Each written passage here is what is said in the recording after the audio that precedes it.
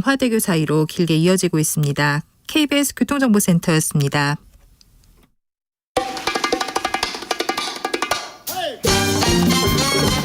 지금 우리가 꼭 알아야 할 뉴스, 평범하지 않은 시각으로 선입견 버리고 깊고 넓게 분석해 드립니다. 사건의 지평선.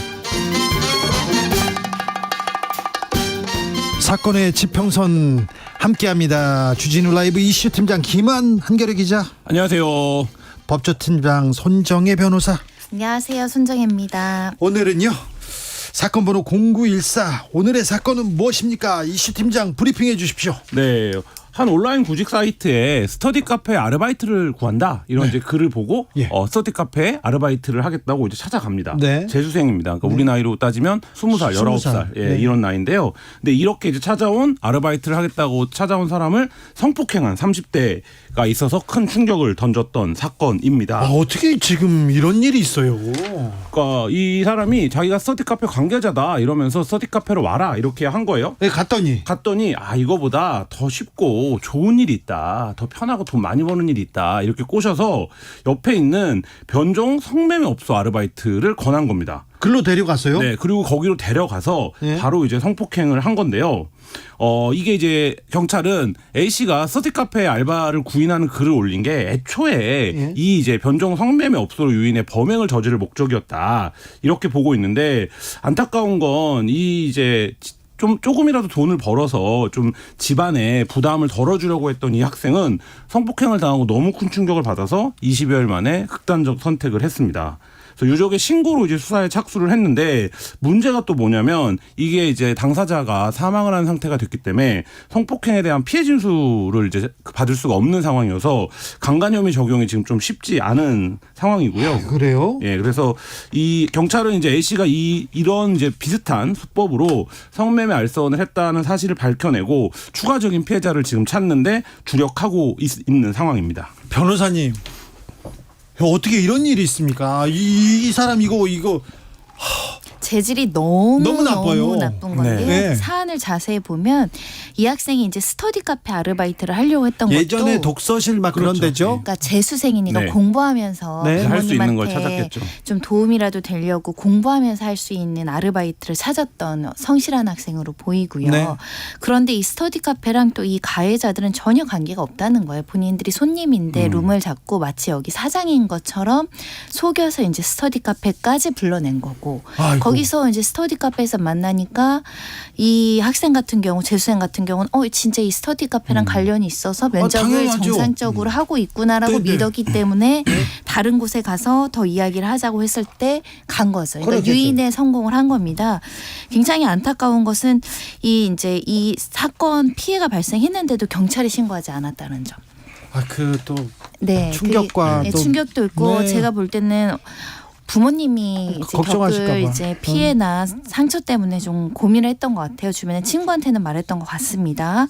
결국 이제 극단적인 선택을 해서 굉장히 몹시 괴로워했던 것으로 알려지고 있는데, 이 사안의 이 가해자들이 이 사람한테만 이런 짓을 한 것이 아니라 그러게요. 이렇게 허위로 유인해서 면접 보러 와라, 인터뷰하라 와라, 대신 뭐 이런 유사 성매매 업소나 이런 데를 알선하는 연락을 한 게 최소 20-30명이 존재한다는 거예요. 20-30명이나요? 예, 부산에서 발생된 사건이고 더 여죄가 있는지 이제 조사를 하겠다라는 것인데, 혹여라도 비슷한 일을 당하신 분들은 부산 사하경찰서에 빨리 신고를 하셔야 될 것 같고요. 특히 10대나 20대 초반의 사회 경험이 좀 미숙하고 경험이 없는 친구들이 이제 돈을 벌겠다고 아르바이트를 하는 그걸 약점 잡아서 이렇게 범행을 저지르는 건데, 일단 경찰에서 좀 본격적으로 수사를 좀 해주고 원하는 게, 지금 업무상 이력에 의한 간음이 적용이 돼 있는데, 당시 현장에는 성인 남성 3명이 있었다는 거예요. 네, 근데 왜 한 명만 구속 송치됐어요? 그러니까 2명은 아마 밖에 있었던 것 같고 방 안에서 1명이 이제 그 성폭력을 했던 걸로 추정이 됩니다. 근데 이 피해자 입장에서 남성 3명이 감금된 상태라고 생각할 수 있고, 그럼 저항하기 굉장히 어려운 상황에서 어떤 위력이나 폭행이 있다고 추단될 수 있는데, 문제는 이제 구체적인 진술이 없어서 주변 사람들한테 이야기한 부분들이나 그 당시 이것을 목격한 사람들이 있는지 이런 것들을 좀 철저하게 조사해서 유가족들이 좀 억울해하지 않도록 하셔야 될 것 같습니다.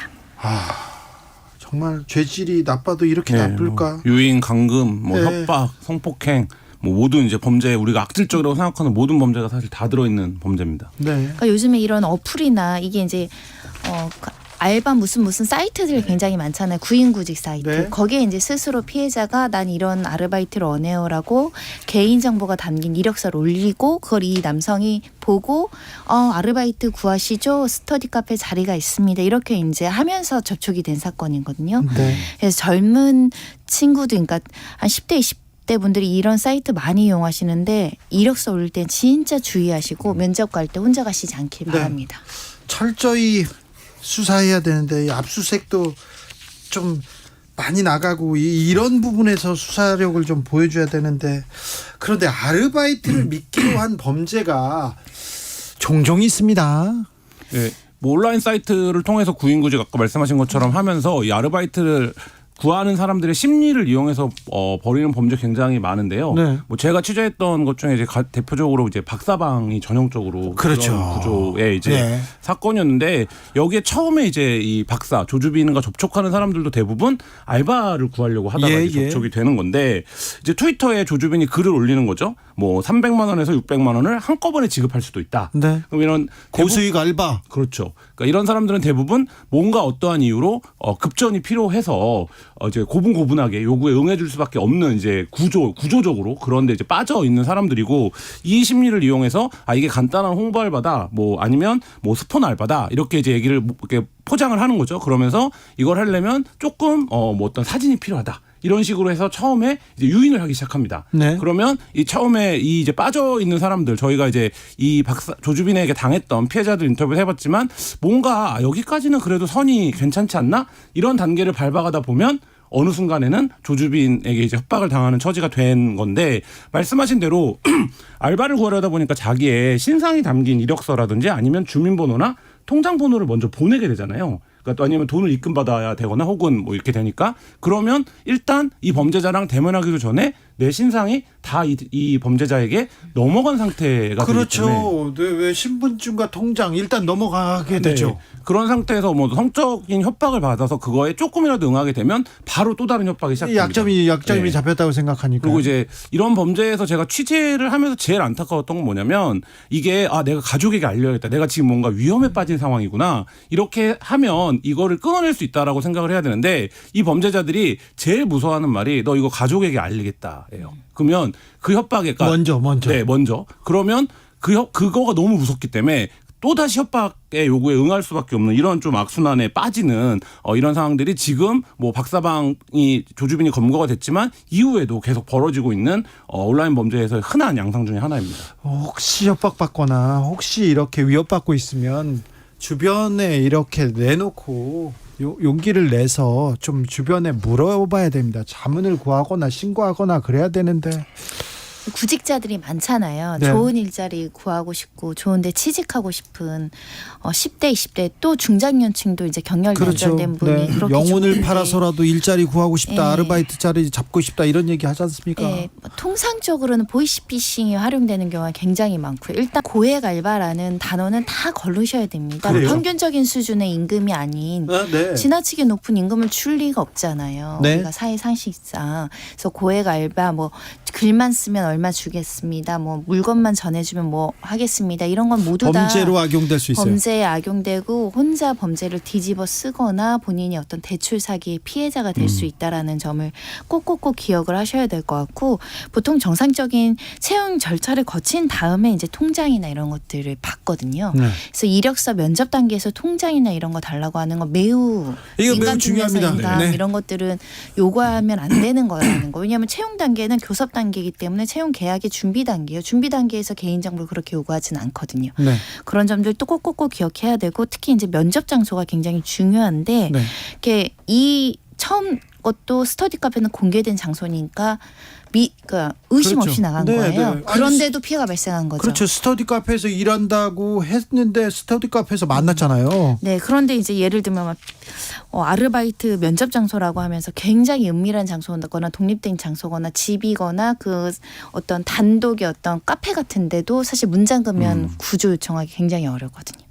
그래서 면접을 할 때는 제 개인적인 생각은 신뢰할 만한 사람한테 면접을 가는 것 그리고 근처까지 대동하는 것 조금 의심스러운 상황이라면 그런 안전장치는 꼭 하셔야 된다. 근데 세상이 너무 좀 뭐라고 해야 되나요? 각박해진 것 같아요. 면접 보러 가면서도 내가 면접 보러 가. 몇 분까지 이렇게 안 나오면 신고해줘. 이렇게 얘기해야 됩니까? 제가 조폭 취재할 때 그랬어요. 이렇게 전화 가면서 이제 경찰한테 네. 전화. 형 내가 지금 조폭 취재하러 가니까 30분 있다 내가 전화를 안 하면 저기 중고차 판매소 어디 지점으로 이렇게 사람 보내줘 이 얘기하고 갔거든요. 목숨 걸고 가셨군요. 아유, 그날. 무서웠어요. 네, 요즘 세상이 워낙 흉흉한데요. 특히 네. 면접 과정에서 성추행 피해를 당하는 피해자들이 좀 있습니다. 그래요? 그러니까 사장님은 좀 우월적지고 나는 그렇죠. 채용을 해야 되니까 이쁘게 보여야 되고 착하게 보여야 되고 채용이 돼야 되니까 눈치를 보게 그 되잖아요. 면접장에서요? 예, 그리고 막 까탈스러운 사람이나 예민한 사람으로 보이면 사장님이 나를 채용해주지 않을 것 같으니까 기본적으로 그 사람한테 잘 보이려고 하잖아요. 맞춰주거든요. 잘 보이려고 잘 근데 보이고 이제 싶죠.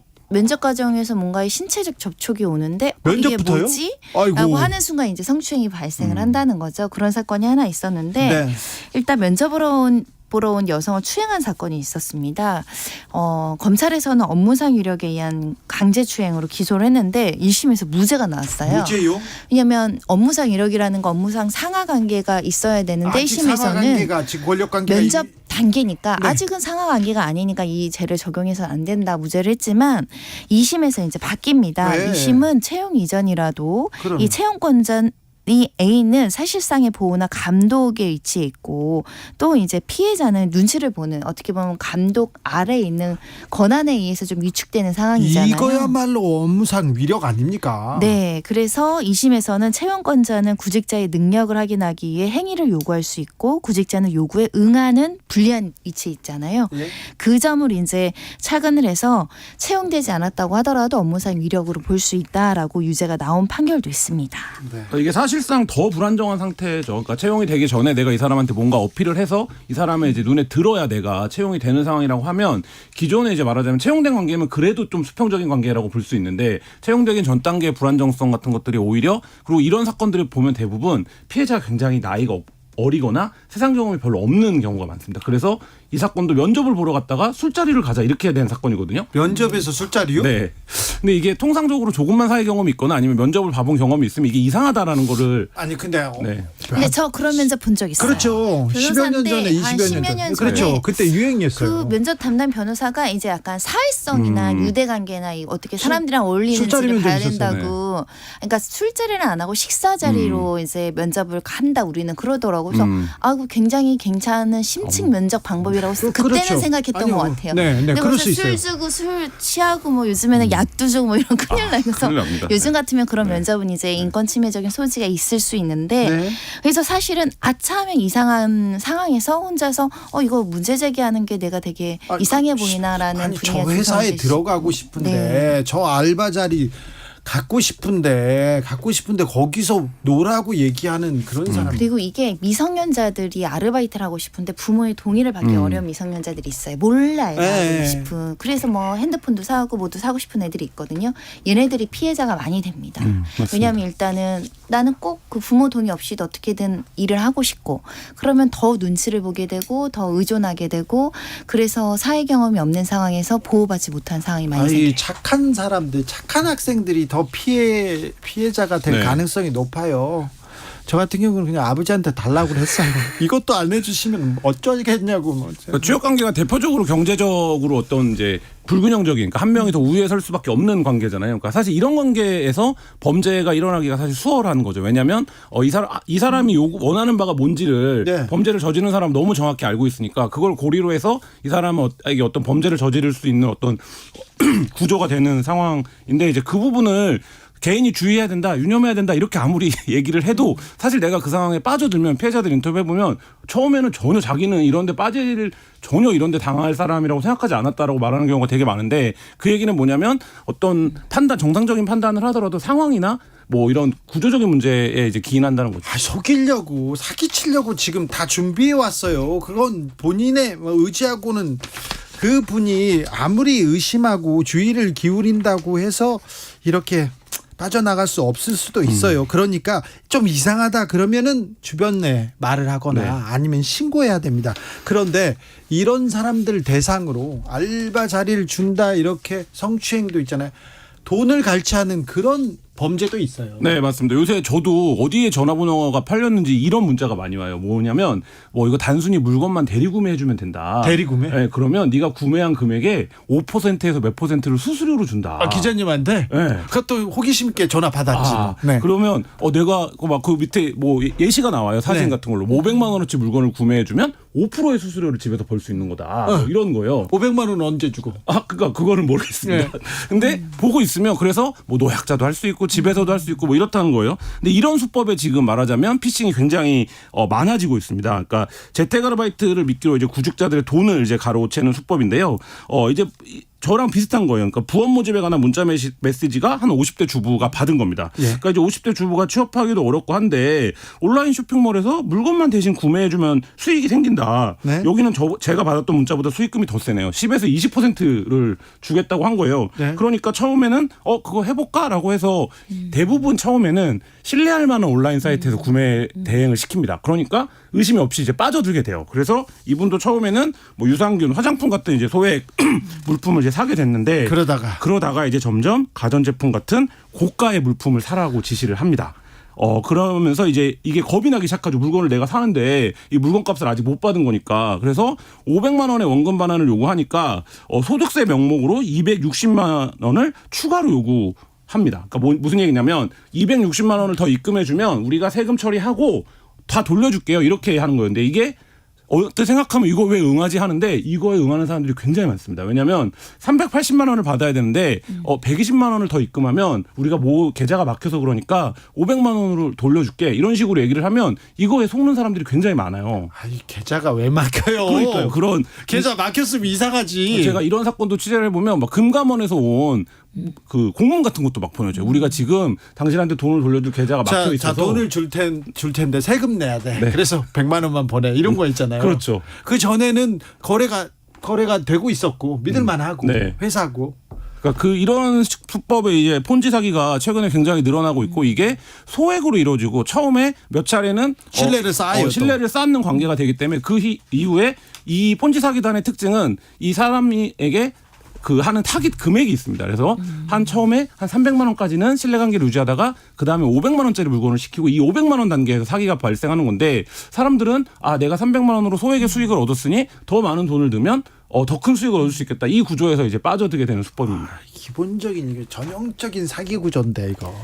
근데 이제 저는 이 주부들의 마음이 이해가 되는 게 막 남편은 막 은퇴한다 그러지 아이들 학원비 많이 들어가지 아니 뭐라도 은퇴하고 싶어서 해요. 잘리니까 그렇지 어쩔 수 뭐라도 없잖아요. 가정에 도움이 되려고 막 부업 같은 거 알아보시는 분들 그렇죠. 많거든요. 네. 그러니까 이거 그냥 네. 홈쇼핑에서 물건만 대신 구매해주고 약간의 수수료를 받는다는 개념으로 선의로 시작하신 거죠. 내가 이런 그럼요. 사기를 당할 것은 꿈에도 모르지 않았을까 싶은데 그래서 이런 조금이라도 의심되는 취업은 안 하시는 게 좋다. 왜냐하면 요즘에는 정말 뭐라고 해야 되죠? 정말 수법들이 그냥 너무 다양하고 교묘해서 미리 이걸 선제적으로 뭔가 수법을 알려드리기 어려워요. 그 수법이 알려지는 순간 다른 걸로 갈아탑니다.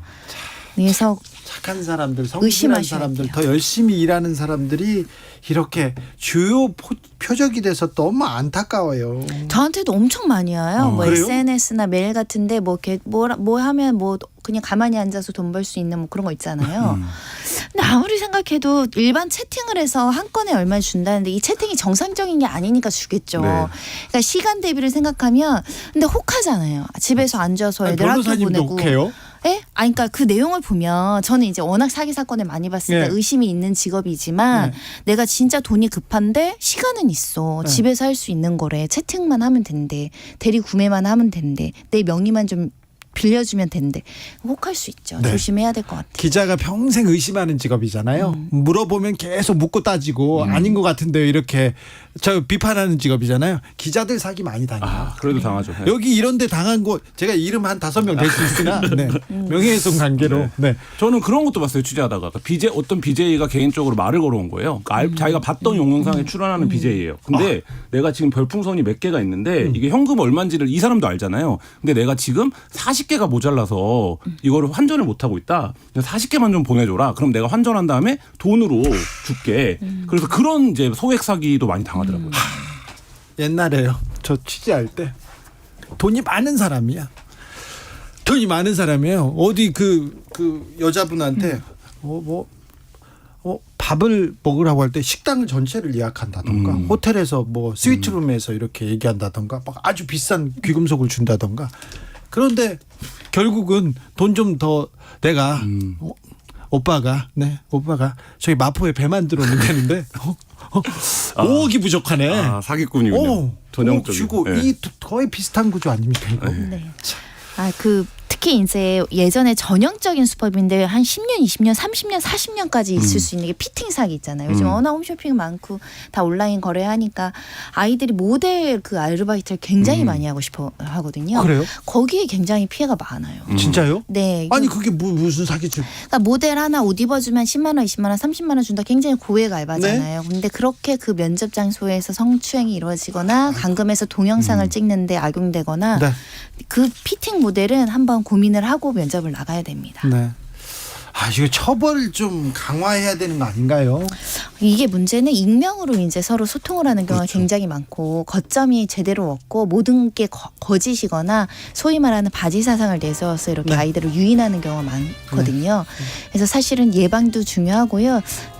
처벌도 굉장히 중요한데 예방 많이 고민하시는 세상에 공짜는 없고요. 고액 그리고 그냥 돈을 막 주는 거 없어요. 네, 그리고 온라인으로 이루어지는 경우가 많기 때문에 온라인에서 뭔가 이 요구는 부당한 것 같다. 이거는 이 직무를 수행하는 것과 직접적인 상관이 없는데 뭔가를 요구한다. 이러면 일단 의심을 하는 게 좋습니다. 네. 김한 손정의 두 분 감사합니다. 감사합니다. 감사합니다. 세상에 공짜는 없어요.